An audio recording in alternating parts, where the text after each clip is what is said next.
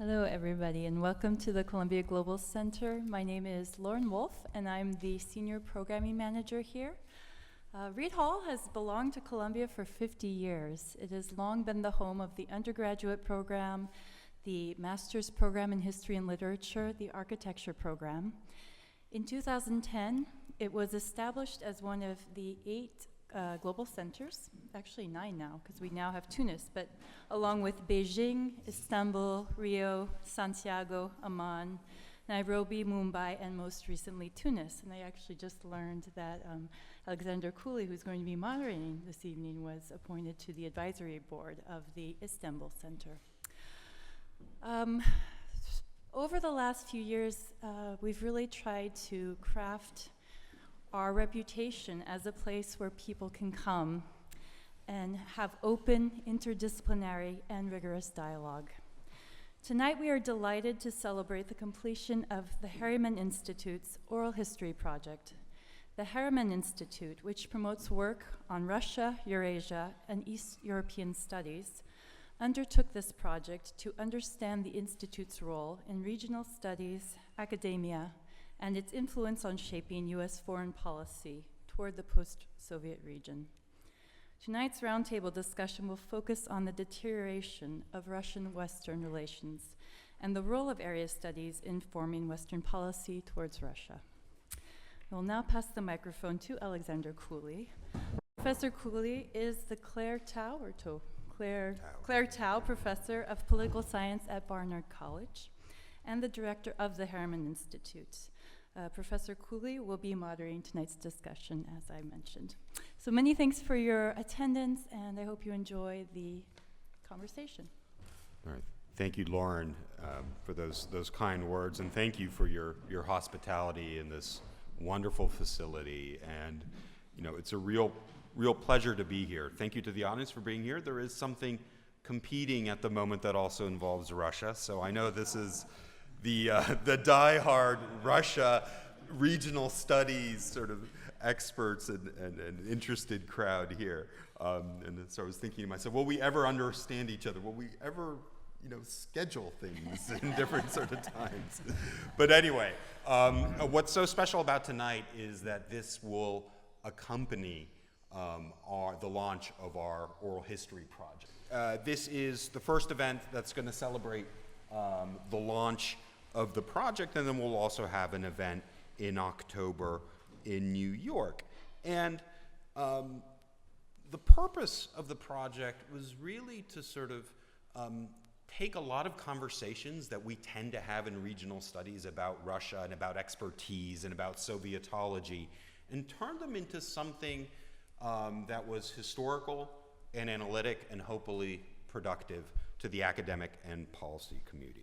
For a very long time, we have heard regional studies criticized, right, as not being rigorous enough and not paying attention to developments in disciplines.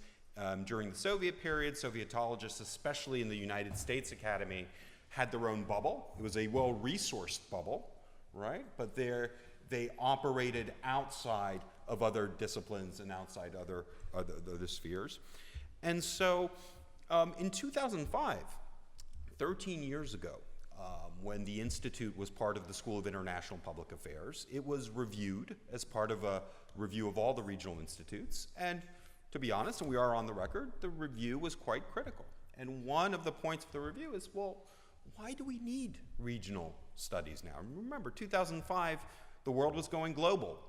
Everyone was going global, finance going global, the academy was going global. And so what was the justification at the height of globalization for having the study of actual regions? Now, if we fast forward, 12, 13 years later, we don't hear those kinds of criticisms anymore. We hear other criticisms which are justified. And instead, now the pendulum has swung back, especially after the Ukraine crisis. Why don't we have any regional experts anymore, right? Why don't we understand how Russian foreign policy is formulated?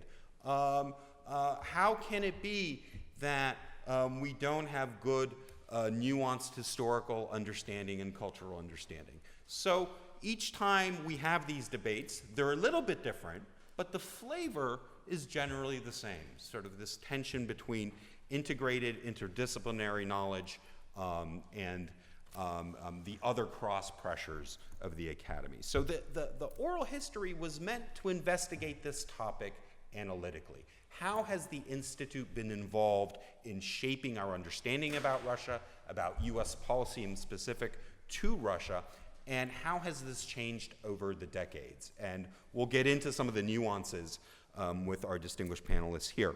I just want to briefly introduce them on the panel. In the middle here, we have Peter Charow, and I'm introducing him in alphabetical order. He is the Vice President for Russia BP, with a responsibility for strategy, risk management, and strategic communications for BP's Russia's business.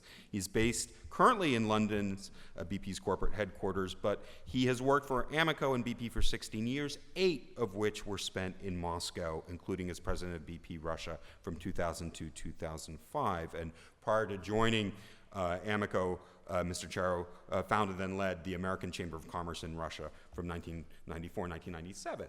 And while he was at the Harriman Institute at Columbia, he was also deputy director under the directorship of Bob Legvold. So Peter has, I think, a remarkable trajectory from being in academia at a time of great change in the Soviet Union to then going in the private sector. Immediately to your right, my right, is Julie Newton, who is a fellow at St. Anthony's, Oxford, and has been involved in a number of different academic settings and projects, was also associate professor at American University of Paris, where she still teaches, and she is extensively involved in their graduate programming there. And Julie has a real interdisciplinary background at Princeton, then at SIPA at Columbia, her PhD at Oxford, but also having concentrated on Russian and French literature and languages and Soviet politics at Princeton. This gave her the background to think more comparatively, and I think in interdisciplinary ways.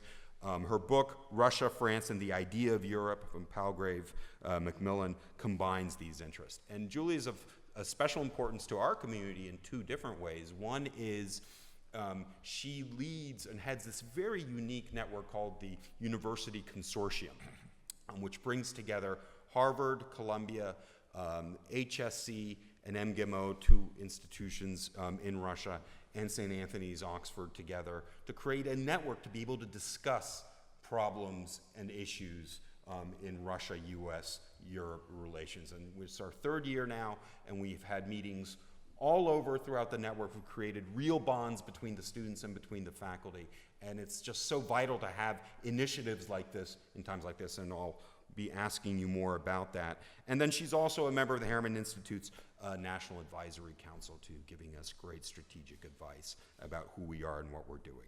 And then, over to the end of the table, Professor Ron Suny, who is director of the Eisenberg Institute for Historical Studies, the Charles Tilly Collegiate Professor of Social and Political History at the University of Michigan, and Emeritus Professor of Political Science and History at the University of Chicago. And there's an interesting story about how he became a political scientist, right, as well as a historian at the start of the 90s. Professor Suny's incredibly distinguished. He has written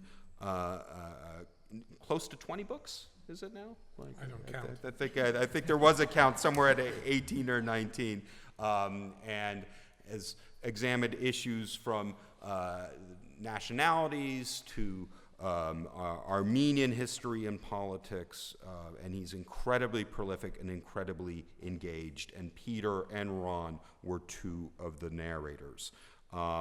So I think the format for today is we've looked at we reviewed some of the narration, some of the purposes of the Institute. So what I'll do is I will ask a few rounds of questions to all the panelists, and we can get a good dialogue going, and then we'll reserve the last 30 minutes from input from you, your comments and your questions for the panelists. But really, where we are right now in U.S.-Russia relations is really low. And as we were talking beforehand, unfortunately, I think we can go even lower. Just to indicators. One is the new Gallup survey of attitudes towards Russia recorded just 22% positive view of Russia in the US. This is the lowest that it's been in the post-Cold War period. There was some partisan divide in that 30% amongst Republicans it was 30, amongst Democrats it was 15, but the 22% figure is extremely low, even by US standards. And if you notice, in August with the sanctions vote, this bill passed 98-2, right? There was almost instantaneous sort of support for this amongst Congress. In adding to this, the probe about Russian interference in US elections has also led to a broad kind of, I would say, media spotlight on Russia, almost sort of fever pitch, I would say. In some areas, and concerns about Russia. And so the atmospherics, the climate, is not positively disposed towards understanding one another at the moment. So my first question to the panelists is, from a historical perspective, how would you characterize the current deterioration in the US-Russia relationship? And you have both seen periods of more optimism and as well as down periods.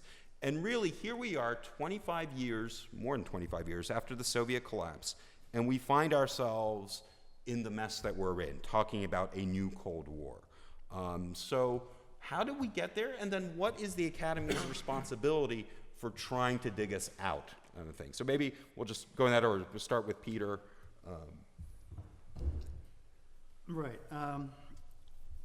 First of all, I'd have to say that's a pretty complicated question. Yeah. And I think, we could easily sit here for many hours debating what has led to this state of affairs that we find ourselves in today.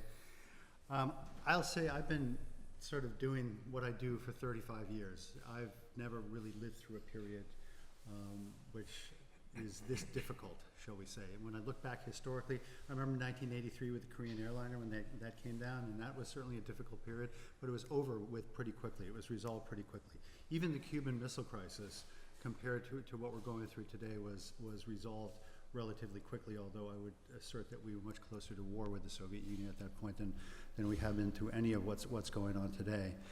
But rather than try and give sort of a comprehensive explanation, I was thinking about this earlier today, and I just tried to sort of highlight a few points that I think are interesting in terms of the questions you raise about academia and what has led us to the point where we're in today. And the first one of these I would make is a sense of triumphalism in the West that appeared with the collapse or the dissolution of the Soviet Union. And we can look back, there was this sense that we won somehow. We, the West, won the Cold War. And of course, this was demonstrated in Francis Fukuyama's article called The End of History, and subsequently a book. This whole idea that Reagan somehow won the Cold War, that he spent the Soviets under the table, that they couldn't compete with us in terms of military spending. NATO expansion, which took place at the end of the 90s and into the 2000s, and leading up to Obama's characterization of Russia as a regional power at the end of his second term, which I'm sure was just a throwaway line from his perspective, but for someone who spends a lot of time in Russia, in Moscow, talking to Russians, this is something that really hurt, that really stung. And I just, again, kind of reaction to this, that may be true, but it just turns out that the region that we're talking about here includes some bit of geography that hold great strategic importance for the United States, such as Europe, the Middle East, Central Asia, the Baltics. I mean, these are pretty important pieces of geography. And we, of course, have learned over subsequent years that Russia has the capability to cause fairly considerable mayhem in that region. The second point that I would just highlight is what I'll call a Russian sense of vulnerability and reactions to the above, to this sense of triumphalism. So I think even amongst the populace, and I lived through the entire 1990s and into the first half of the first decade of the next century in Moscow. Lived there with my family, so we were embedded in Russian society. We were living this every day. We were shopping in the markets. We were talking to people. I think there was this sense of elation in Russia in the early 90s, where somehow there was going to be a transformation of society, that it was going to move towards a Western model, that capitalism was going to come in, everything was going to be great, democracy would function there, and so forth and so on. But I think over time, there was a sense of betrayal and disappointment that set in. I mean, first of all, there was a lot of discomfort because the time there was so chaotic. It was very difficult to find food. You know, I would wake up every morning and look at the newspaper to see if one of my friends had been killed overnight, because that was just something that happened on a day-to-day basis. And ultimately, not just the elites in Russia, but I think the society as a whole rejected many aspects of the Western model of development. And they just said, this is not for us. We're going to turn in another direction. You know, this created a lot of bitterness within Russia, certainly within the ruling elites, and the reactions came through very asymmetrical means. And I just made an arbitrary list here, Crimea being one of these reactions. I remember very clearly when Vladimir Putin showed up at the Munich Security Conference in 2008 and gave this barnstormer of a speech. Well, yes, thank you, appreciate that. I mean, just criticizing the West for the way they had treated Russia, the way they had betrayed Russia, and on and on and on. And, you know, people were stunned by this because they weren't expecting it. But, you know, I remember one of the first things I learned in Political Science 101, which is reality doesn't matter, perception matters. And this guy was getting up there and he was talking about the perceptions that he had and the perceptions that the people around him had. And so, again, so the reactions, what were the reactions? Crimea, Syria, cyber attacks, alliances with and support of political movements abroad. The Russians know that they could not compete head-to-head with the Europeans or the United States, but they found what we now have this new term for this, asymmetrical means for reacting and for being able to compete. And, you know, part of this was just, you know, sort of, you know, kind of, well, it allowed them to punch above their weight, whether it was meddling in Western elections, whether it was supporting various radical political movements in various Western European countries. All this stuff started to lead to what we now find ourselves in, which is a crisis of democracy in Western Europe and North America today. Third element, quickly, is just what I term domestic politics. The actions of both sides, and believe me, I think there's plenty of blame to ascribe to both sides in what has happened over the past 20 years or so. But the actions of both sides activated key constituencies and domestic political alliances on the other sides that created domestic political imperatives for this animosity. So there are old Cold Warriors in the United States who were just really happy that this happened because it gave them a cause again. Similarly, there were a lot of people in the ruling circles in Russia, and all you have to do is go on the Kremlin website and look at the list of members of the Security Council. And those are the people who were quite happy to have good reason to turn against the West and to believe that the West was very interested in doing great damage to Russia. And so this created domestic imperatives, domestic political imperatives that pushed this animosity and this tension forward. And then last but not least, just to make note of how technology in the world has changed over the past 20 years. With modern communications, fake news, post-fact-based societies, you've got this 24-hour news cycle that is just relentless.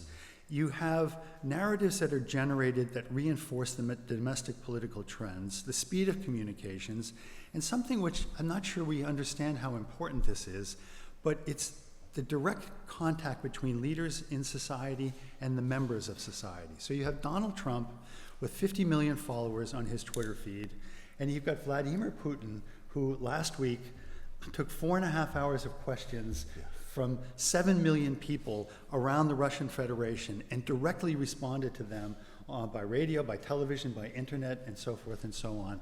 But that allows them to connect with their constituencies, and that allows them to connect with their supporters in ways that never existed during the actual Cold War. So all of this, I would say, is contributing to the enhanced tensions that we have today. Again, this is not a comprehensive explanation. That would take a very long time. But do you want me to talk about the role of the Academy in responding to this, or leave that for later? Maybe let's leave that for Okay. the third round, because I think you really laid out some of the key points and interventions.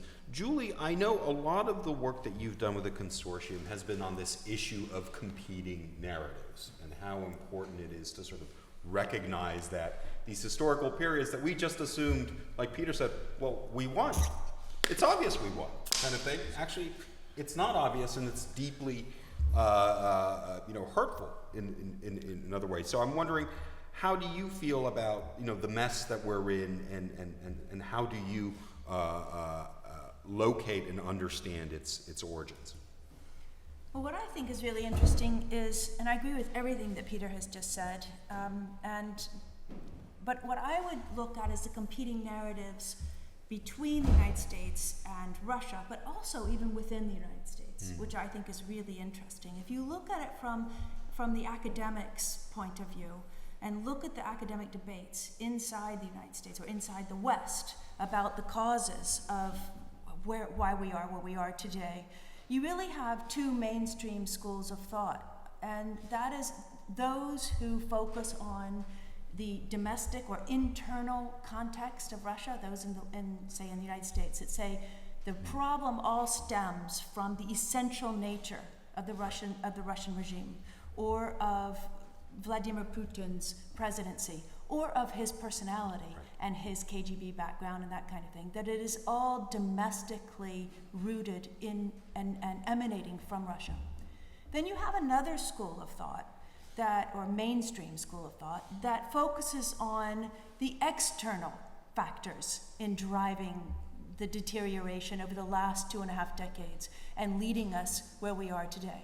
And those scholars and those pundits who focus on the external factors would factor in the enlargement of NATO, the enlargement of the European Union, the pressure from the United States and from other Western countries on Russia's borders, or on the export of the American democratic model through liberal internationalism, through regime change, whether it be in Iraq or even in Kosovo. All of those factors are external drivers of this problem. So you have two mainstream schools of thought that, one that either says it's all internal factors and the other that says it's all external factors. And I find it really interesting that you have this real competing narrative, even inside the West.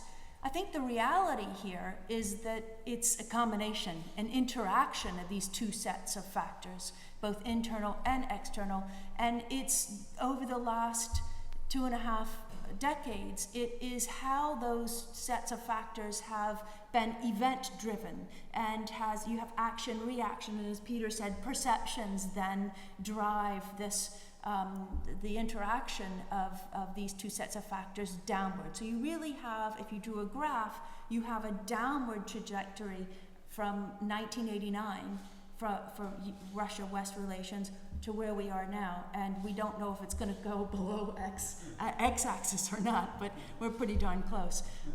In any event, you have the ups and downs with the resets along the way, but the trajectory is downward. And I do think the best way of explaining what has happened is to say that both sides have interacted with each other, driving the relationship downward in this, again, this interaction between both external and internal factors. Because you can't deny that the internal nature of the system is relevant. You can't deny, as Peter pointed out, domestic politics on both sides are relevant. Now, so now we're at a situation where you have the relationship, as we know, is frozen. It's the conflict is congealed. It is completely, it seems to be set in stone. It's really difficult to have any engagement. And we're telling all kinds of, getting to your question, false narratives or competing narratives about each other. I would add false narratives about each other as well. Fake news, false narratives about each other, where on both sides of the divide, you may have a certain grain of truth, but then it spirals out of control for domestic purposes, domestic political purposes on both sides. So you have very little introspection on both sides as to how each side has contributed to this downward spiral. And you have certainly very little official engagement that is trying to deal with this. And so then you think, well, what do we need to do at an official level? Well, if I had any control, I think I would go back to the late 1960s, where you had a dual track of both deterrence and détente, and some form of engagement, but with also some form of tough verification and some form of again, deterrence. But because we need to, the stakes are so high, and we can talk about this later, in terms of the nuclear arms control that is collapsing, and the relationship with, how are we going to manage the relationship with China? Are we going to move the worse relations become with Russia, the harder it's going to be to maintain any kind of Russia, U.S., Chinese, I think, triumvirate that would help to deal with the real global problems. I mean, that is almost off the cards completely, it feels like, at this point. How are we going to deal with cybersecurity problems? I mean, the list of of what's at stake is really extremely worrisome and very important. So until at the official level we can begin to deal with this, because, as I said, for now it seems to be really a frozen agenda for domestic political reasons in the United States, but also perhaps less so in Russia, because I think we've established that if Russia had the chance today, I think they would entertain better relations with the United States, but certainly in the United States it seems to be a non-starter. So what can the Academy do to help? And if you want, I'll leave that too, the way you asked. Yeah, let's leave that for our final Because there's final round certainly, here. I think we all have ideas on that. Perfect. Well, let's get one more view on how we got here. And Ron, I'm particularly interested in your perspective, just given in your narration, you talk about how you're always in between these worlds. You're growing up in Philadelphia. You have, distinct sort of cultural and family roots back in the Soviet Union. You go back to the Soviet Union, you study there in the 60s, and you go back regularly, and then it collapses. What's your perspective on this, and how is the moment that we're in, how does that compare to some of these other eras that you've studied and lived through and been part of? First, I have the privilege of saying that I agree with both of my colleagues. I think that's our privilege, that you agree with us.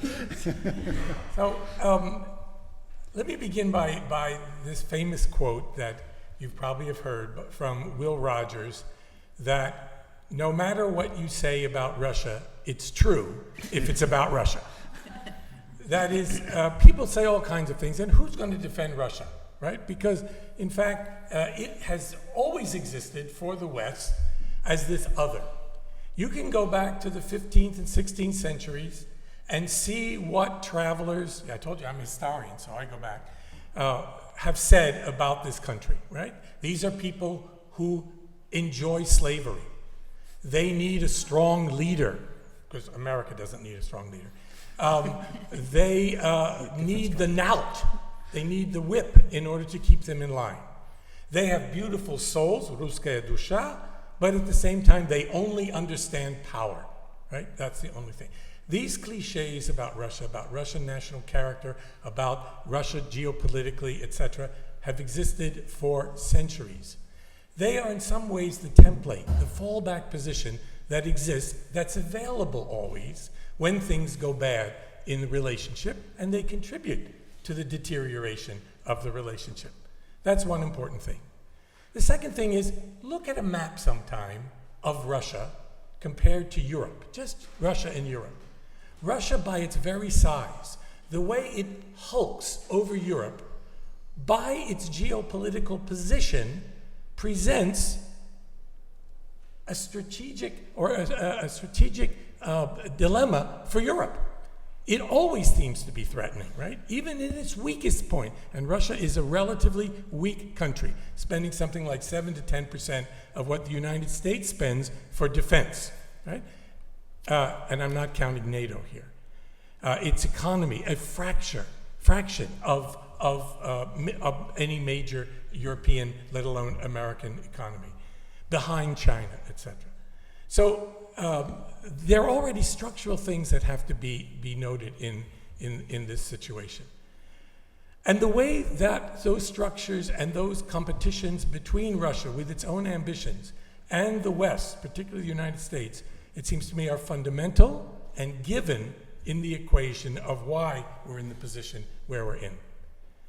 In my own view, we see in the world today a struggle, a fight, between an ambitious world global hegemon, the United States, which means to have some influence, if not power, over every single part of the world. Not just the Western Hemisphere, but the Mediterranean, the Pacific, the Middle East, Europe, Eastern Europe, and so forth. That global ambition, that hegemonic position, in fact, is embedded in deep liberal ideas, liberal in the widest sense from the founding fathers on, of America being a shining city on the hill, of being a kind of Enlightenment inspiration for the rest of the world to follow. Americans believe somewhere deep in their psyche that what's good for us is magically good for everyone on the globe, and that we should help them get there. This is a kind of Orientalist position, but it's very fundamental. Or, as they put it, we are the indispensable nation. They need us. They want us everywhere, except maybe in North Korea, but even today, maybe even in North Korea. Against this sort of ambitious global hegemon is a relatively weak, aspiring regional hegemon, namely Putin's Russia, which wants somehow to have influence, if not dominance, in its own region, namely what's called the near abroad, that is the former Soviet Union. And every once in a while, it's pushed enough, expansion of NATO, etc., which it was unable to prevent under Yeltsin, it's pushed enough to actually say, no, the line is here, you can't cross. 2008 in Georgia, right? In America, if you ask most people, they'll say the Georgian-Russian war was started by the Russians. Why not, right? David versus Goliath. It was actually started by the Georgians who bombed part of their own country, South Ossetia, and then the Russians reacted. There was a lot of antagonism and provocation on both sides before that. But that's largely been forgotten for many people. And then you got Ukraine again. In Ukraine, there was a change of government, not constitutional change of government, which Putin then pictured as a coup d'etat, and then reacted, I think, precipitously and in a panic, and took Crimea, which put us into the current problem. I think Putin would like nothing more than to get out of Ukraine, but he's in a quagmire, the way we were in Vietnam, and no one is buying Minsk II, the agreement that he would prefer, in order to get out. And so that's the situation we're in. I think there are objective structural reasons why this conflict occurs. But in any rational, reasonable world, that could be managed. People could talk about it.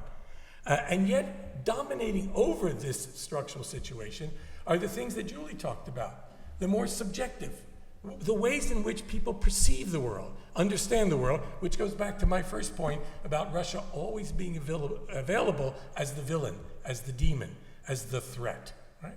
Threat, by the way, is never completely objective. Threat is a perception. It's something you fear. It could be real, or it could be an anxiety about the future, an anxiety with no immediate object. So that's extraordinarily important. In the United States today, some voices are dominant. You hear them over and over again. I won't mention names, Mike McFaul, Masha Gessen, Tim Snyder, but that's irrelevant. That's irrelevant. The same voices over and over again who give this kind of anti-Russian demonological view that Russia is totalitarian or fascist. Putin is Hitler. This has actually been said by reasonable people, academics from Yale and elsewhere, that Putin is Hitler. Now, I belong to the John Stewart school of Hitlerology, and John Stewart said the only thing we should call Hitler is Hitler, right?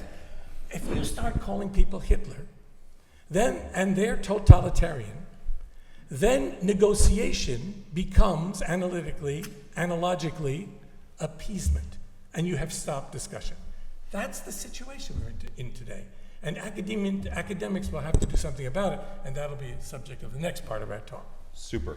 So before we get there, one thing I wanted to ask all of you, one of the most intriguing things, or themes that has emerged out of these narratives, is sort of what happened in the 1990s. talk a lot about the 60s, the 70s, and the 80s, but the 90s now seem like this distinct and really kind of wild period when you think about it. And for many people, it became the baseline for thinking about Russia and Soviet Union, how Russia should be, right, and how we should manage policies. But you all have, I think, some fascinating experiences. And so I want you to talk a little bit about the opportunities and challenges that you confronted in your respective fields in the 90s. And maybe we can reverse the order. And I'll go to you first, Ron. One of the remarkable contributions of Professor Suny was, I would say, seeding this field of nationality studies, Soviet nationality studies. And you came up with the counterintuitive argument that the Soviet Union was a creator of nations, right? As opposed to the sort of top-down view that it was an eradicator of nations. Then that feeds into, all of a sudden, the Soviet Union collapses. We have these 15 new countries. You can think about in terms of the Institute, well, who do we study? Who's in? Who's out? Is Ukraine in? Okay, yeah, we should study Ukraine, and we got money to do Ukraine, so that was good. Is Central Asia in? I suppose Central Asia, good thing for me. The Caucasus in? So, and at that point, nationalities seems to take off as a distinct field, and we stop studying the Soviet Union itself, and we have the emergence of these different fields. So I'm wondering if you could talk a little bit about that in relation to the 90s, as well as the career choice you made to become a political scientist at that time. When I started at the Harriman Institute, it was the 60s. I'm older than you think. And what was really interesting is there were so many jobs in academia that you didn't have to think that strategically about choosing your field. And so much of the Sovietological profession was studying Moscow, the center, and the top. There was this thing called Kremlinology, who's standing next to Brezhnev, or that kind of thing. And so I was more interested in the periphery. I'm myself born in America, but of Armenian descent. I was interested in Armenians. I was on the left. I'm a child of the 60s. And so I was interested in the revolution. And I found a revolution in Baku run by a leftist, by a communist, Stepan Shamyan, an Armenian. And I became fascinated and therefore drifted into that area. When the Soviet Union began to shatter, already late 80s, and no one was studying, or very few people, except maybe some narcissistic nationalists, the non-Russian peoples, I decided that this is something I should write about and think about. And at that very moment, in the 1980s, there was a shift in academia about thinking about nations and how nations are formed. Originally, or in the popular press, nations were thought of as permanent things that go back to the primeval ooze that are continuous through time, and then at some point they're kissed by the princess of Sweden, of freedom, and they become free, right? They fight for their freedom, which is natural. Nationalism was a natural thing that eventually, through time, would be realized. And people like Benedict Anderson and Eric Hobsbawm and Ernst Gellner and others began to talk about nations in a new way as human creations, not natural creations, that were created at a certain time in the modern period when a new discourse arose in which it was thought that people's culture, their language, their religion, their traditions as they understood it, gave them the right to rule themselves, not ruled by kings, divinely imposed, or by conquest, but by the people themselves who are now sovereign. So that was a new idea in politics, roughly from the late 18th century on, that became dominant in the 19th and 20th century. That we might call the discourse of the nation, or something like nationalism. That, in fact, informed the world we live in, right?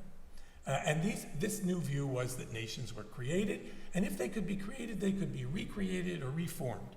Well, sometime in the late 80s, I was getting phone calls from the oddest places. Here I am, a scholar of these esoteric areas, the periphery, the Caucasus, Armenia, Georgia, Azerbaijan, and I get phone calls from CBS News, NBC, PBS, and then one day I'm at my mother's house and the phone rings, and they said, Professor Suny, yes, we'd like you to come to Washington and talk to us. I said, well, who are you? And they said, we're the Central Intelligence Agency. I said, really? Do you know anything about me? I said, we know all about you. Well, I figured I'm a citizen of this country, of the United States. They've been listening to all the right-wing people all these years, the Cold Warriors. Why don't I go and talk? And I tried in the talks at the CIA and in the Defense Department, the State Department, Foreign Service Institute, to present this idea that ethnic conflict and national conflicts are not simply ancient tribal struggles re-emerging suddenly in new times, but in fact are ways in which people perceive, narrate, talk about, think about, create senses of themselves and the other. And if that's true, it might be very difficult to deconstruct them totally. These are historically things that are taken as reality. But if they're not fixed and essential and natural, they might be reconstructed in various ways. And we've seen some cases like this. There's not much open hostility between, say, Hungarians and Romanians. It's there if you go to Transylvania, but there's been no open conflict. They've rethought the ways they look at those conflicts and those histories, right? We know that in other places like Yugoslavia or much of the former Soviet Union, it didn't work that way, right? So it seems to me that academics, in their small way, can occasionally, when called upon, influence and change, perhaps not change, but try to influence at least, these ideas of people in power as well. Great, thanks so much. Julie. Well, for me, I think the 1990s and going back was a very interesting view from Britain. I had moved from the Harriman Institute, having been trained by Marshall Shulman and Bob Legvold in particular, with, I think, Marshall's focus on complexity and really being certain not to just take whatever caricature of the Soviet Union for granted, to always look behind that and to try to capture the complexity of the issue. And from Bob Legvold, I think, who trained us in this idea that you need to marry area studies with the various social science approaches. It's not just area studies alone, but you can combine IR and comparative politics, and I think he was a very strong voice in that even before its time. So I then went to Britain and had a first-hand experience of, or just proving to me in the early 90s just how important this symbiosis between area studies and the disciplines really are. Because I then studied with Archie Brown, who was one of the, I think, one of the first figures to really understand that Gorbachev was possible. Even in 1984, he had identified him, in fact, and said that reform really was a possibility. And he came to the Harriman Institute in 1985, which is when I thought, I want to go study with this man, because he had said, look, there's a new man in the Kremlin, and he's different, and he's unusual. And he was one of the only ones that I had ever heard, even at the Harriman Institute, who said that not only is change possible, but serious change is not beyond the realm of possibility. And this was at a time when people, for the most part, was still saying that the system was such that the change would be cosmetic at best. In any case, in the early 1990s, what was really interesting was that area studies people were pushed aside. And anybody with that kind of regional knowledge was considered not really necessary anymore. I mean, the Cold War's over, the Soviet Union was finished, so anybody with a real Russian or Eurasian area studies expertise was not necessary, and the disciplines then took over. And you had people like Jeffrey Sachs, who went into Russia to give the kind of economic advice that proved to be, I think, rather, as Peter said, rather difficult for the Russians to stomach, and a lot of it was it was a very bitter pill, and not necessarily the kind of medicine that was necessary for Russia in the way it was given. In any case, the economists and the political scientists just pushed it onto Russia as a model, and this is what you're going to do. And the British perspective, Archie Brown, I remember at the time, early in the history of this, said, this is not appropriate for the Russians. It's not going to work, because you cannot just privatize. It was called Bolshevik privatization. And you can't just do that because it's not going to fit with the Russian political culture. And this was a man who had combined the various social sciences. He is a specialist in political leadership. He's a specialist in comparative politics, a specialist in political culture, and had said, you're not going to create the kinds of law and the rule of law just because you're going to privatize. You need institutions. You need institution building in this unique culture of Russia in order to solidify the institutions that Gorbachev had, laid down. But unless you really build on that institutional legal framework for building rule of law, that means really reinforcing the parliament, really reinforcing the rule of law through the judicial reform, that kind of thing, not just through privatization, as our economists were saying. We will really regret and will reap the consequences of not paying attention to institutions. You then saw that again in October of 1993, when Yeltsin, as you will remember, shelled his own parliament in October of 1993. And I remember in the United States, we were saying, well, stuff happens. It's sort of what Russia needs to do, and Yeltsin has to do this in order to subdue this parliament. If only, as Clinton said, if only I could do this to Congress, it might not be such a bad thing.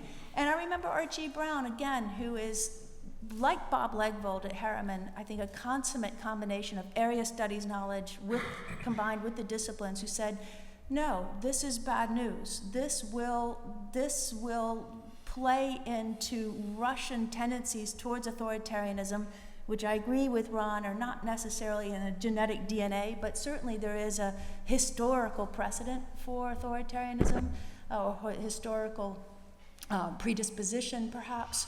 Nevertheless, the idea that you would then shell your own parliament would reinforce those tendencies. And instead, he said, you've got to teach institution building. You've got to protect your own parliament and build it up as an institution which can then support the rule of law.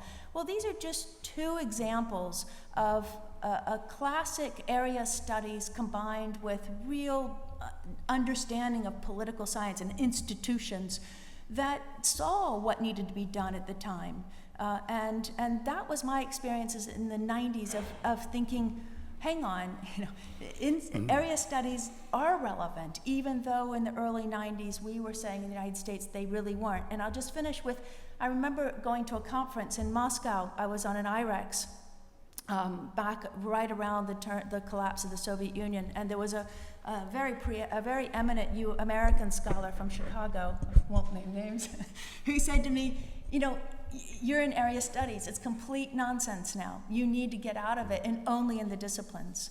So if my experience with the old school area studies like Legvold and Brown tell me anything from the 1990s, is that area studies matter, but not in isolation. You have to have both the disciplines and area studies. Well, Peter, you were with us in the academy, and then, as they say, you went and you got a proper job. Yeah, right. I went rogue. You went rogue, and it took you on this just a fascinating journey that you recount in your narrative. But maybe take us a little bit through the process of what made you flee to the exit doors, and then what was your experience like in Russia in the 1990s? It was a very interesting time, because as the world and Russia were going through these really fundamental transitions, I found myself going through similar transitions internally. I had studied at the Harriman Institute, was in the process of writing my doctoral dissertation, and had really enjoyed the experience. I had spent a year in Leningrad, at Leningrad State University, the first year that Gorbachev was in power, from 1986 to 1987, doing my doctoral dissertation research, and it was one of the truly fundamentally formative experiences of my life, the experiences that I had there and what I witnessed and saw in terms of the transition that was going on. But it also opened my eyes to a lot of things. And I think one of the reasons that I chose to move on was well, first of all, I tend to be a sort of a pragmatic, practical sort of guy. And, while the idea of, finishing my PhD and going to teach at a university someplace and teach Soviet domestic politics or Russian domestic politics and, churn out some books and write some articles and go visit Russia every now and then, there's a certain attraction to that, but it just wasn't enough. It wasn't really what I was looking for in my life. But the other thing that happened was Severin Bialer, who many of you will remember, who is one of the, I always talk about the Mount Rushmore of the Harriman Institute. So Severin Bialer and Marshall Schulman and John Hazard and Rick Erickson and Bob Legfold, I mean, these guys were the best. There were no better analysts in the Western world at that point in time. But I couldn't help but reach the conclusion, despite all that brain power and despite all that knowledge and understanding, we got it fundamentally wrong. I mean, I remember I was Severin Bialer's research assistant, and I wrote a couple of books together with him. And I remember this phrase really well. He said, the Soviet Union is like a tank. It will never be a smooth ride, but it will never ever break down. And then lo and behold, it broke down and the whole thing fell apart. And so I said, there's something else going on here and I need to understand it, and I'm not going to be able to understand it if I sit in Morningside Heights and look at it from 6,000 miles away. So anyways, went off into the business community, and shortly after that had the opportunity to move with my family, including my daughters who were 2 and 3 years old at the time, to Moscow, which was in the fall of 1992. And I remember sitting in the Radisson Slavyanskaya Hotel at that point, watching the television set and watching as Yegor Gaidar lost his job as Prime Minister of the Russian Federation, and Viktor Chernomyrdin, who had been the Minister of Gas and of course had run Gazprom, was appointed. And I'm thinking, what does this mean? But I look back at the 1990s, and despite all the chaos and the real danger, I mean, I look back on kind of how we lived our lives, and there was just stuff going on there that you probably wouldn't want to bring your 2 and 3 year old daughters into the middle of. Although they will say to you today, they're now 27 and 29, and they say, Dad, thank you so much for bringing us there, because we learned more about life on the streets of Moscow than we could have learned any place else in the world. It just has given them enormous perspective. But primarily I look at the 1990s as having been a huge opportunity, and in many respects a lost opportunity. The Russian leadership, the Russian academics, the people who were making decisions about the direction the country was moving in were so open to learning from the rest of the world. They had this hunger to learn, and it wasn't that we were going to tell them what was the right way to do it, although there were certainly some of us who felt that that was the way to approach it. But they felt that we had something that we could share with them that they could learn from. And I had the privilege of, in the very early 90s, being asked by a group of S&P 500 companies and also the U.S. ambassadors at the time was Bob Strauss, who was then succeeded by Tom Pickering, to create and run an American Chamber of Commerce in Russia. And one of the things, because I had never run a Chamber of Commerce, I kept thinking about golf tournaments and dinner dances and so forth. I said, I don't do this kind of stuff, right? But I said, I do think we have a historic opportunity to do something that's never been done before here, because there's this thirst for knowledge and understanding out there amongst the leaders of this government. And if we can come to them in a very honest way and not condescending and not patronizing, but just offer to be a resource, offer assistance. And this is something which I convinced the board of the Chamber of Commerce is what we should focus our attention on, and we did. And we set up all these industry-based committees. So we had a capital markets committee, we had a taxation committee, we had a pharmaceutical committee, and so forth and so on. And we started churning out white papers, which basically were position papers explaining how certain very technical, practical problems in setting up a market economy worked in other parts of the world. So if you want to design taxation for the oil and gas industry, for instance, what should that look like? What have other countries done? Not just what has the United States done, but what has Indonesia done? What has Mexico done? How does this work in other parts of the world? And there was a huge demand for this stuff. And I got to know Victor Amiran very well. I worked very closely with him, and I got to know most of his cabinet of ministers very well, and we were constantly providing them with this information. And then Presidents Yeltsin and Clinton came together and created this entity called the Gore-Chernomyrdin Commission, which basically provided us, well, this is a great Russian term, a krisha. This was our roof. This was what we needed as sort of the legitimacy for what we were doing anyways, which meant that we now had the right, and indeed we had kind of the obligation to continue developing these papers on various aspects of how you manage a transition to a market economy and providing them to the Russian Federation government. And there was, as I said, a huge appetite for them on their side. So I did this for about 4 years, and in 1997, I left AmCham. I still say it was the best job I ever had in my life, but I also knew it was time to move on and do something else. And one of the reasons, why did I go into the oil and gas industry? I keep saying I'm the accidental oilman because I came out of the Harriman Institute, that great feeder of the oil and gas industry on a global level. But the reason that they wanted to hire me was because I understood Russia. And I knew how the place worked. I knew how decisions were made. I had networks. I had access to people. And they had problems. I was originally hired by Amoco. Amoco was merged with BP about a year later. And so now I had to take all of this almost theoretical knowledge that I had from working with government structures through the AmCham and apply it in a much more practical sense. So, now I'm responsible to our shareholders. They're giving me capital to deploy. I need to figure out how to deploy this capital, and I need to do it in such a way that not only do I lose all their money for them, but we actually turn a profit for them. And again, this is to go back to this theme of opportunities and in some respects lost opportunities. So what did I learn from all this? First of all, it taught me to look for and recognize windows of opportunity in Russia. And to understand that when they open, you have to use them because they will close again. So in the 1990s, the Russians were very open to what the West had to offer, and they were anxious to take advantage of it. What I also learned, and what I also learned particularly during that time, was that windows often open when Russia and its people and leaders are feeling the most vulnerable. And so there's two ways you can respond to this. You can either say, yes, I've got them right where I want them, and I'm going to take advantage of them, and I'm going to look for the win-lose opportunity. I'm going to win, they're going to lose, but it's going to be great.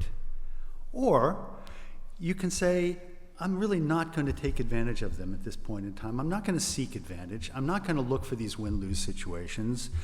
I'm going to support them. I'm going to find ways to help them. I'm going to find ways to show them that I'm committed. I understand the difficulties that they're going through, and I'm going to persevere because I'm going to share their difficulties with them, and I'm going to live through these tough times with them, and I'm not going to abandon them. And what I have learned, and it has proven to be true over and over again in my 35 years of doing business in Russia, is if you make this commitment to your partners in Russia, be they government, business, or your friends, they will remember it.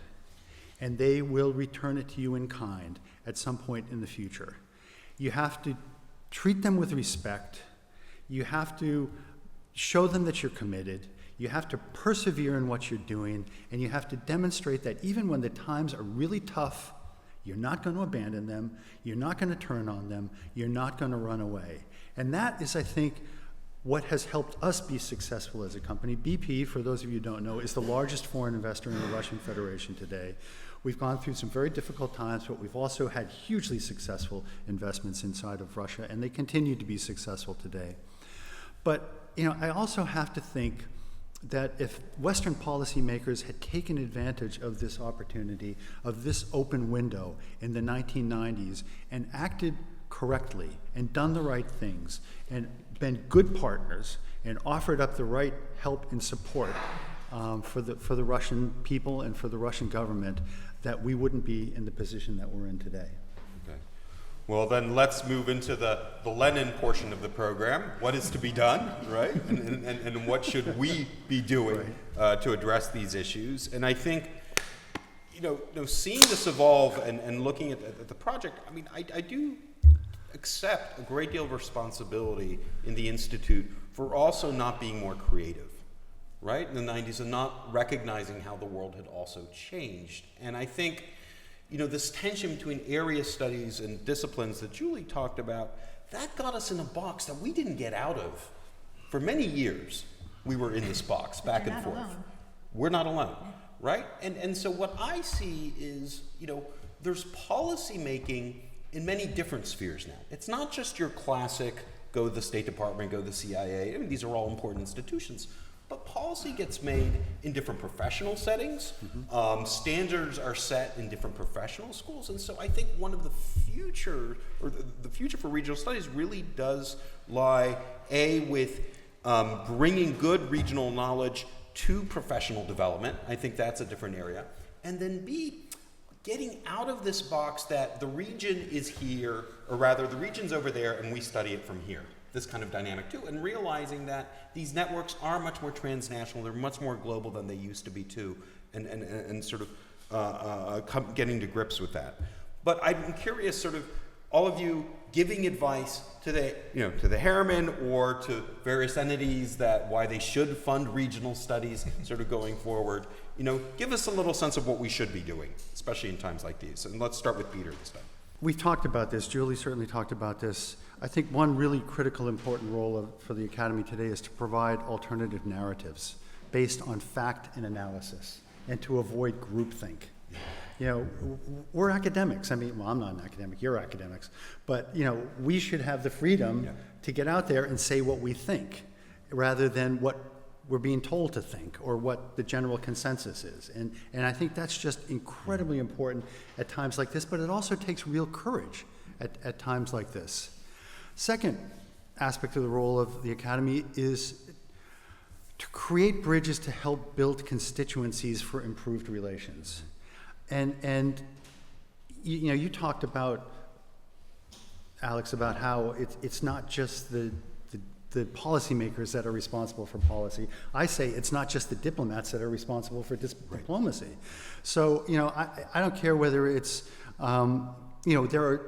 there are constituencies out there that can work today. So, this could include cultural constituencies, scientific, technological, educational, and so forth and so on. But all of those pieces have to be working and firing on all cylinders if the geopolitical tensions are there and the policymakers can't sort this out. Academia can also build and enhance interactions with counterparts on the other side to build understanding and trust. I mean, and not just with the obvious people. I'm sorry, it's very easy to go to IMGMO, and they're a great group of people, and, very easy to interact with them and so forth and so on. But, are we going to IMMO? Are we going to talk to the training academies for the security services? Yep. Are we going to talk to people who are positioned in the press as sort of the Darth Vaders of Russia? Yes. Those are the people that we need to be talking to. We need to be understanding them, first of all, because they're an incredibly important part of how policy is made in the Russian Federation. But we also need to take the opportunity to provide them with some understanding of where we're coming and what we're thinking about. So, area studies. I think area studies are incredibly important. Language, cultural knowledge, and cultural sensitivity, all these things are very, very important. But I will also say, having gone through the Harriman Institute and ended up, 21 years in the oil and gas industry, I'm not sure that this is something that can be repeated again. I just think the time for that has gone, that you can just have an area studies background and you can expect to walk into a place where you're going to be accepted for having functional expertise and be allowed to reach positions where you actually can make policy, can make decisions. So I really think that functional expertise is necessary alongside this area expertise. And I also think this is true of diplomacy, because I don't think diplomacy, as I said, is just for diplomats. The legal profession, business, journalists, cultural, academic, all these fields of endeavor play a role in diplomacy and play a role in, sort of putting some ballast into the relationship between the countries. It can't just be the diplomats. I will also point out that there are a lot of examples of diplomats who have not been very diplomatic and have not helped in this regard.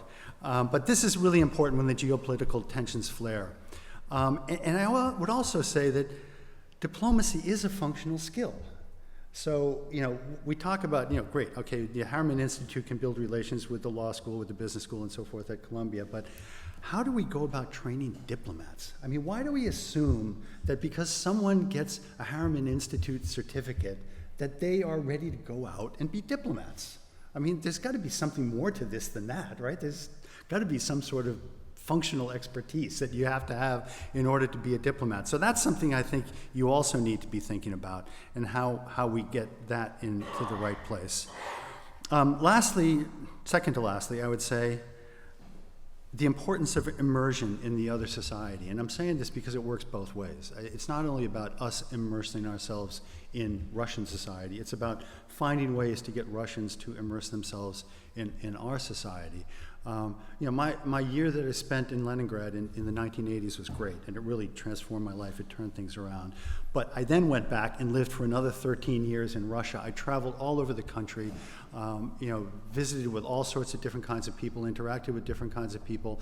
I was telling Alex earlier, I spent 8 years on the board of the Magnitogorsk Metallurgical Combinat, which is, for those of you who are fans of Steve Kotkin at Princeton University, this has been how he's made his career, is writing about Magnitogorsk. It's this huge metallurgical combinat that basically built all the tanks that helped the Soviet Union win World War II. But to go down to Magnitogorsk, which is one of these mono cities, 10 times a year for 8 years, it just gives you a view and a perspective on how this country thinks and works that you can't get from other places. And then lastly, as I've already said, when we're going and looking for people to interact with, let's not just make it the folks that think like we do. Exactly. Let's go looking for the people who think fundamentally differently than we do, and let's try to understand why they think that way. That's great. Thank you, Peter. Well, Julie, you have now made it your mission To be the middle. right? To be the middle, but to get to grip with these kinds of issues, especially in this time. So I wonder if you can share with us your thoughts on, what's also worked and what you think the opportunities are. Yeah, I mean, I would say that the Academy and regional area studies institutes like the Harriman Institute are particularly vital now, because one of the things in my capacity as a director of this university consortium that I come across over and over and over again are accusations that Americans have an empathy deficit disorder.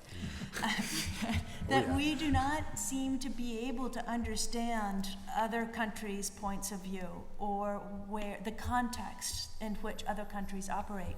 And I think that there's some truth to that, and it perhaps is linked to the decline of a lot of area studies institutions, which is part of the reason why I feel so passionately about the Harriman Institute and feel so proud of it, and so proud to be a part of it and a graduate of it. But I think its future is brighter than ever, because it's so necessary in order to help America to get over its profound empathy deficit disorder vis-a-vis Eurasia. And all the things that both Peter and Ron have pointed out, where I think we have failed to really take into consideration the Russian points of view over the last few decades, and why this experience from the chaos of the 90s to today has been so desperately difficult, and how the kind of impact that it's had. To see it from their point of view, I mean, if you look even at a really interesting defense of area studies written by another Columbia professor, Lauren Graham, who was talking about it from the point of view of math. And he said, look, even to understand math and how we come up with the concepts of mathematics, you still have to understand the context in which those mathematical concepts were actually formulated. I mean, why did the Russians invent certain mathematical formula and the French others, and Einstein others? A lot of it had to do with the religious and cultural context. So context is critical for understanding how other countries and how other peoples think. And so I believe the Academy and Area Studies Institutes are critical for trying to make us more empathetic, and that will certainly help our foreign policy. But more than that, too, we need to be more evidence-based. I think if you go back in the history of American Sovietology, it's fascinating how even area studies, we were all in fights with each other, and they often became real caricatures of the actual reality. You had in the 70s and 80s huge fights between the likes of Dick Pipes and Adam Ulam and Martin Malia, say, on one side, who really focused on the essence of Russia and the nature of Russia as making it Russia, the Soviet Union is going to behave in a certain way because of its essential character, the essentialist. And then on the other side, in the 70s and 80s, you had people who focused more on events or more on the pluralist nature of, or maybe the differences inside the Soviet Union. People like Jerry Huff or Stephen Cohen, the likes of that. So you had these fights between people that were really very personal and very severe. We have the same thing today, even amongst area studies specialists who then jump into these very emotional, very deep conflicts. You have one side, you have people like Mike McFaul, you have another side, Steve Cohen is still in these debates. And the point is that you have a very polarized situation where you have very flat cardboard cutouts of what seems to be a reality, when the genuine reality is much more complex. And that is one thing that I've been, I think, privileged to be in, being a little bit away from the United States that does tend to be quite essentialist, perhaps because we're based on an idea.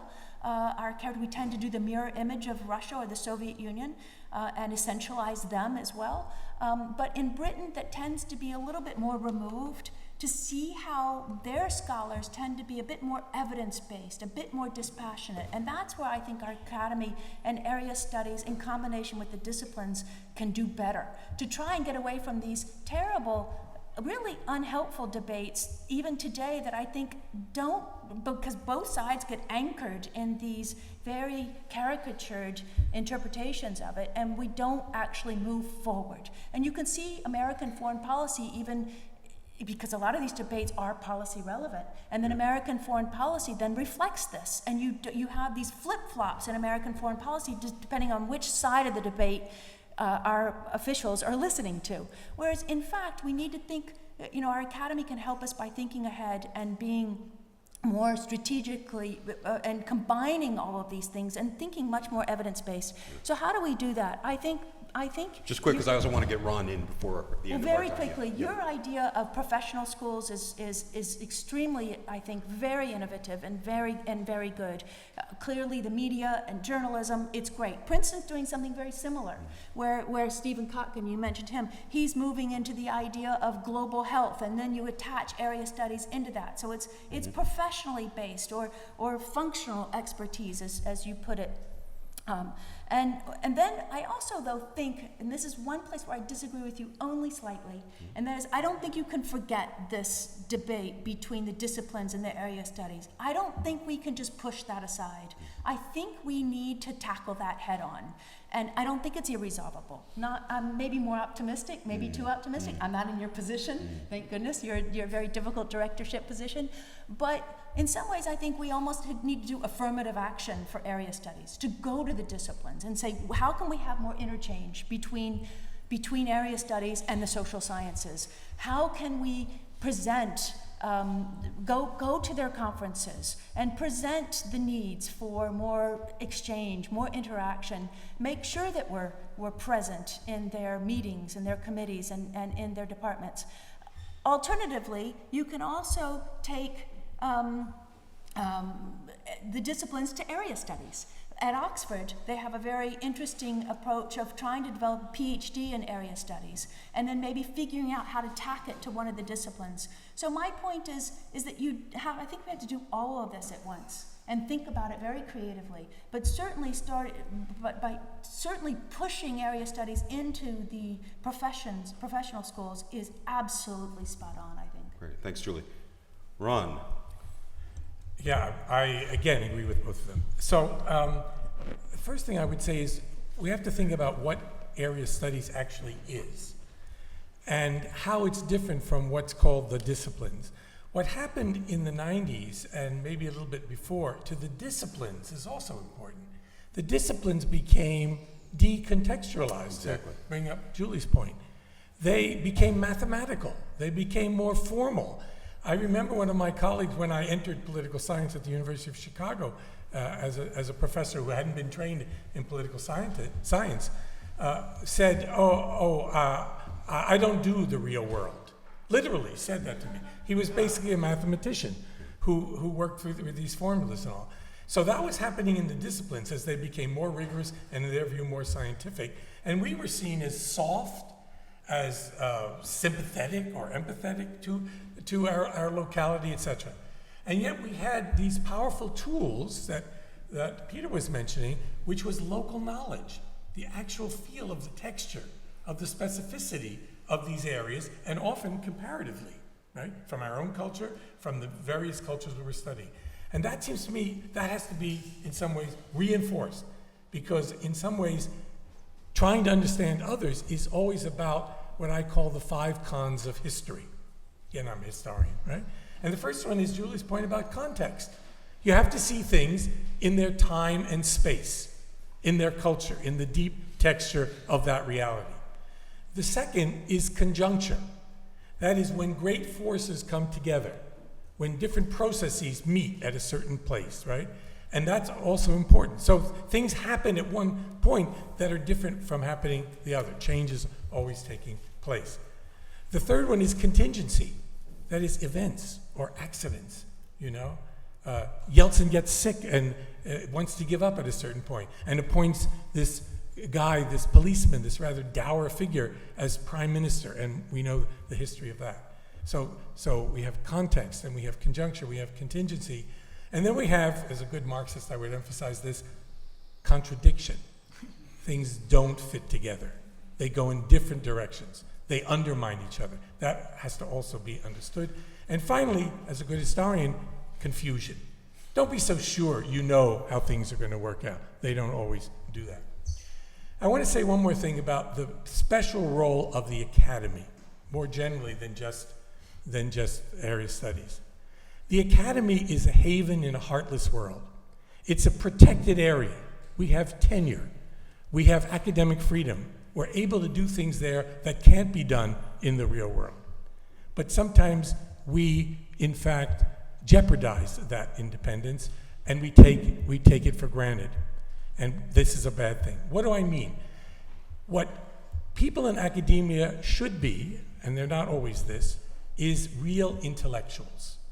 And by intellectual, I mean people who have a critical attitude, maybe even a subversive attitude, toward what is generally thought. We should be opposed to what most people take as common sense, as unquestioned assumptions about the way the world operates. We should be questioning them.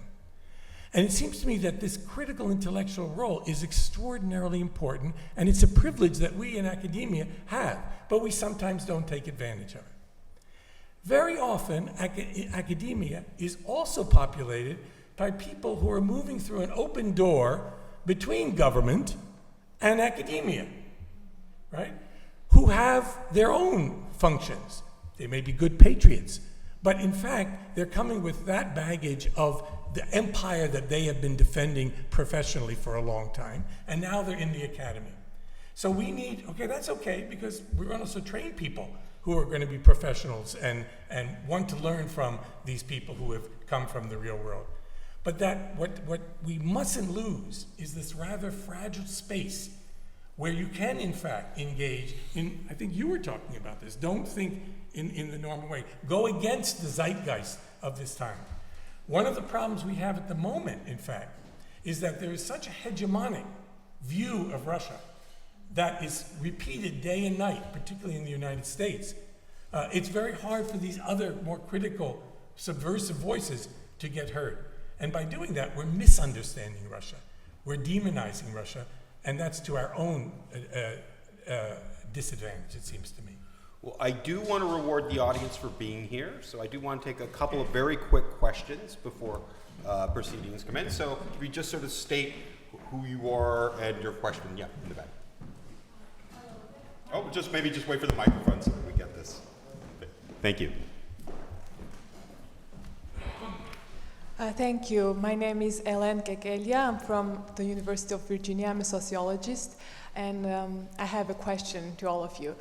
My question is about the area studies. You all have been talking in the perspective of the world systems, of the bigger empires, the hegemonies, the influences of the empires and the bigger powers. You've talked about the perspectives of the Russians, which is good, about the perspectives of the Americans. And I wonder how much there is space in the area studies for smaller units of analysis, or maybe the post-colonial perspectives. Professor Suny, you mentioned... That's great. Well, I'll ask him for an answer, but I just want to... Yeah, I just have to finish it, because Professor Suny mentioned the Georgian case. Thank you for that. And you mentioned how the Georgians started the war. I would rather say responding to multiple of aggressions from the Russians. But anyways, that is a great point, because why did the Georgians responded? Just recently... I'm going to cut this off because we're going to get in the Georgia war, and the Ukraine deserves another 90-minute session. Yeah, and the Georgian and the Ukrainian, this perspective, how can it be included? Yeah, great. But I think your point on empires is really good. Do we have another? Yes, sir. Yeah. Good evening. That panel's fantastic. Really great. Really well done. I'm a refugee of their Harriman Institute as well. Welcome back. A long time ago. I'm going to phrase it in the context of Patricia Scotland, who's the Secretary General of the Commonwealth of Nations, just held their meeting about 3 weeks ago, where they successfully negotiated between 53 nations, complete agreement on a platform on how to run it for the next year. So this is India, Canada, I mean, really diverse nations. I was talking to her and I said, well, have you met with Putin? And she says, yes, I have. And I said, what do you think of him? She says, I wouldn't trust the man any further than I could throw him. He's terrible, he's evil, etc. And that this is somebody who, again, is encompassed, and I'm not leading the war in that sense, but I believe in everything that you're saying. I agree with that we need to get out of our narratives. And then you look at someone like Lavrov, who is 10 years ago. What's the question, though? You've got a very, how are we going to be able to deal? I think it's great that we all be empathetic toward the Soviet Union or the Russians. How are we going to be able to do it if we're not, the other side's not listening to us? Okay, good. Other side listening. Okay, perfect. Any other one? Last one here. Yep. My question, my background goes a little further back than I think yours. I remember the aftermath of World War II when the Russians were in Germany. I read about Catherine's troops being in France, and I think about 150 years ago, the Russians were in Paris. Is it in their DNA? Are they expansionists because they're weak? And if there is there anything that we can do about their psychology? Okay. All right. So, Ron, why don't you start with the empire question and maybe just ask everyone to kind of keep it to a 1-minute response. Okay. And Peter, maybe, I think you can handle the question of just how do you deal with intransigent leaders, right? Mm-hmm. They seem so sort of deep in, and I'm sure you've had a lot of tough negotiations. And then maybe Julie can talk a little bit about the sort of psychology of the moment. Oh, Ron. I felt more comfortable with this last question. No, that's why I didn't give it to you. I'm trying to mix it up a little bit. The first thing to mention is I think that Russia at the moment is further from being an empire than it's ever been in its history. Every nation state is partly imperial and partly national. It both makes distinctions between peoples and classes and genders and so forth. Within, some people are more powerful than others. That's kind of an imperial practice. It also has often egalitarian, more homogenizing features, which you might equate with nations and so forth. The interesting thing about Russia in the 20th century is it has not expanded. It has shrunk, right? In World War I, it lost Poland, Finland, parts of Armenia. In World War II, it got some of those things back, and it controlled Eastern Europe. And then in 1991, of course, it lost a good part of its territory, that is the Soviet Union. So it's not always in their DNA. I would say if there's one thing about Russia that is generalizable over time, it's that it is what I would call an insecurity state. It feels insecure. It feels vulnerable. Now that can then be reflected in a defensive policy which is offensive. That is, we need to move our frontier out until you get to what Jack Snyder calls imperial overreach. And Russia has suffered from that very often. Great. Peter. So, I mean, it's an interesting question because, of course, President Putin is demonized all the time in the Western press. I have also met with President Putin on numerous occasions. I've had many conversations with him. I guess the first point I would make is we don't get to choose the leader of the Russian Federation. The Russian people choose the leader of the Russian Federation. So he's the one that... I'm sorry? They got to choose ours. Maybe. Yeah, so, but we don't get to choose theirs, even if they did choose ours. But I'll also say the following. I think Vladimir Putin is a product of his experience, his life experience. And I think he is a nationalist. I think he's a patriot. I think he does have a fundamental interest in what's good for the Russian nation. And I think he is, in many respects, reacting to what he sees as threats to the Russian nation from around the world. And I always remind myself, when people are critical of him, that when he comes in and sits down at his desk in the morning and looks at his to-do list, it's things like maintain the territorial integrity of the Russian Federation. It's things like ensure 2% minimum growth rate in the Russian economy for the next 5 years. It's things like make sure that we don't see NATO expanding up to our very borders. I mean, these are things that I don't have to deal with in my life, and I am a little hesitant to be critical of somebody who is dealing with things that I don't even begin to understand how difficult they are to deal with. But I do believe that he is a patriot. I do believe he's a nationalist. I do believe that he has got a conception of what's right for the Russian Federation. I also believe that he's got an incredibly complicated domestic political environment in which he has to operate. We like to think that he's the autocrat, that he's the dictator, that he gets to make all the decisions. I think that's so far from the truth, we don't even begin to comprehend it. I think he's teetering on the knife edge every day, trying to keep all his various different constituents satisfied, if not actually happy. So I have found in my dealings with the Russians, some of them are very, very difficult negotiators. I have also found with almost all of them that if you spend the time to get to know them and to get to understand them and get to understand why they are making the decisions that they're making, over time you can build some trust with them, and that can lead to much better things. But if we automatically start from the position that he's a demon, that he's Darth Vader, that he's evil incarnate, we're never going to get there. Julie, you have the final word here.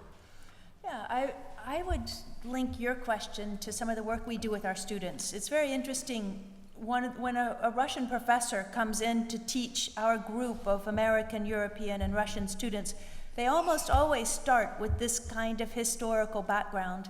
And it's something that I often start with as well. And that is, as Ron said, Russia suffers from a dual fear complex, and that is fear of internal collapse and fear of external pressure or fear of external invasion. I mean, as Marshall Poe says, Russia has been invaded more than any other major country on the planet and yet managed to resist. It was never occupied. And how did it manage to rebuff those two sets of threats? Well, expansionism is not necessarily the only way. The real way, and any of our Russian professors now focus on this all the time, they developed a strategy of becoming a great power, of status, of державность, to say in Russian. And it's interesting how the Russians that come over and teach our students are very concerned about giving explaining their behavior in terms of these historical complexes and the fears of internal collapse, the way the Soviet Union collapsed, and that they explained the 1990s in those terms, and it's also of external pressure. So you asked the same question that Russians are very concerned about explaining to our students, and I found that interesting. Well, and on that note, we have to wrap things up. I want to thank Lauren and the Columbia Global Center here in Paris for just being such wonderful hosts for this event. And two other thank yous before we go. The first is our partner for the Oral History Project, which was undertaken with and by Columbia Center for Oral History Research. And Caitlin Burton McHugh is the Senior Project Manager, and I want to thank her for just being a wonderful partner in here. And she also took Peter and Ron's narratives, and they are superb. So I would encourage everyone to look at those. And then on our side, I want to thank Masha Udensova-Brenner, who was just fantastic over the last 3 years, corresponding, thinking, molding, working with the website designers. So thanks to all of you, and thanks to you for being here and for taking this interest in the Cold War and the Academy. And so I'm sure we're not going to solve these issues, but they'll go on, and we will continue to engage with them no matter how tough that they get. Thanks very much. Thank you.